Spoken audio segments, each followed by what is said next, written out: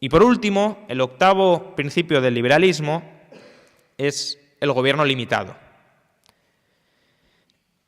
Los estados no tienen ninguna hiperlegitimidad moral frente a los individuos. Los estados no son más que estructuras integradas por personas.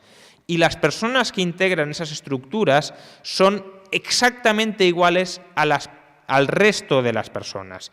Tienen los mismos derechos y tienen las mismas obligaciones frente al resto de las personas. Esto lo que fundamentalmente significa es que no se posee ningún privilegio o no se debería poseer ningún privilegio por ser político, por ser burócrata o por tener conexiones con políticos y con burócratas. Si un ciudadano particular no puede robar a su vecino, porque no puede, no debe, mejor dicho, porque viola el derecho de propiedad privada de su vecino, un político tampoco debería poder robar a ese vecino. Si una persona no puede esclavizar a su vecino, un político tampoco debería poder esclavizar a su vecino. Si una persona no puede matar a un extranjero, un político tampoco debería poder matar a un extranjero. Salvamos, evidentemente, los casos de legítima defensa, donde, por cierto, una persona sí puede llegar a matar a otra en legítima defensa, pero porque la otra ha iniciado el ataque y porque su vida peligra y, por tanto, a modo de defensa, podría llegar incluso a matar a esa otra persona. Lo que no es posible, lo que no es legítimo, es que una persona inicie la violencia para matar a otra. Y si un particular no puede hacerlo, un gobierno tampoco. Aunque a ese asesinato individual o masivo lo llame declaración de guerra. Una declaración de guerra para asesinar a una masa de población extranjera evidentemente no es legítima desde un punto de vista liberal, precisamente porque ningún individuo particular ni ningún grupo de personas que no estuvieran en el gobierno estaría legitimado para cometer esos asesinatos en masa. En general, el liberalismo lo que dice es: el gobierno no puede hacer todo aquello que si lo hiciera un particular llamaríamos a la policía. Si cuando un particular se comporta de un determinado modo está cometiendo un delito, cuando el gobierno se comporta de ese mismo modo también está cometiendo un delito. El gobierno, la única autoridad que puede llegar a tener es una autoridad derivada de la delegación expresa y voluntaria de cada persona, ni siquiera de una delegación tácita. Yo podría decir aquí, asumo que todos vosotros, por haber entrado en esta conferencia, aceptáis darme todas vuestras propiedades y convertiros en mis esclavos. Tácitamente habéis consentido. Evidentemente sería un disparate.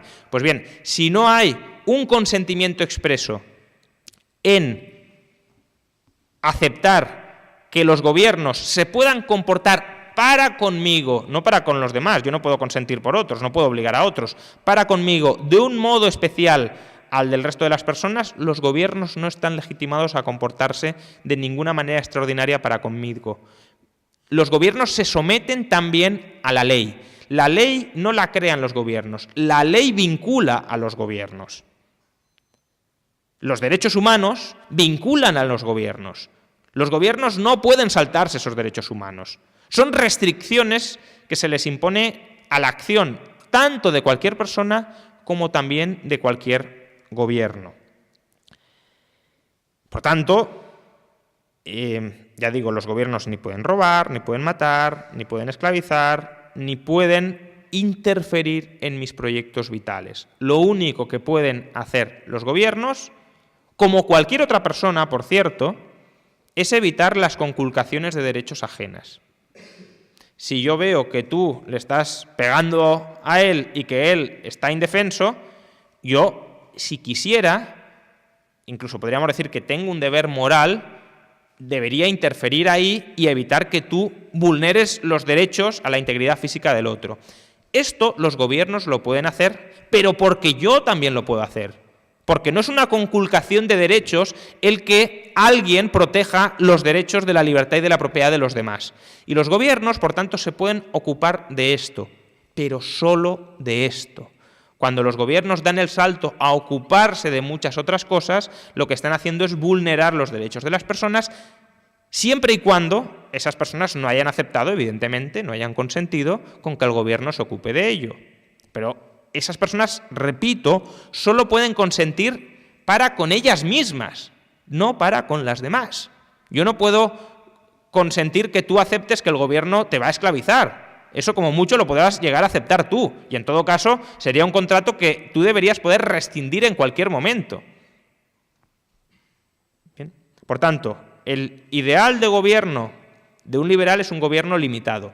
Tan limitado que hay algunos liberales que incluso defienden que ningún Estado entendido como hoy existen los Estados, es decir, monopolio de la violencia legítimo sobre una población y sobre un territorio, que ningún Estado, ya digo, entendido como ese monopolio territorial y poblacional de la violencia, es legítimo. Hay liberales que llegan al extremo, no todos necesariamente, pero que llegan al extremo de ser anarquistas, es decir, de denunciar la autoridad política de cualquier Estado para comportarse de un modo distinto a cualquier otra persona. Hay liberales que, en cambio, aceptan la existencia de Estados siempre y cuando, como digo, estén subordinados, expresamente subordinados, al cumplimiento y al respeto de esos derechos y libertades ultra esenciales de las personas.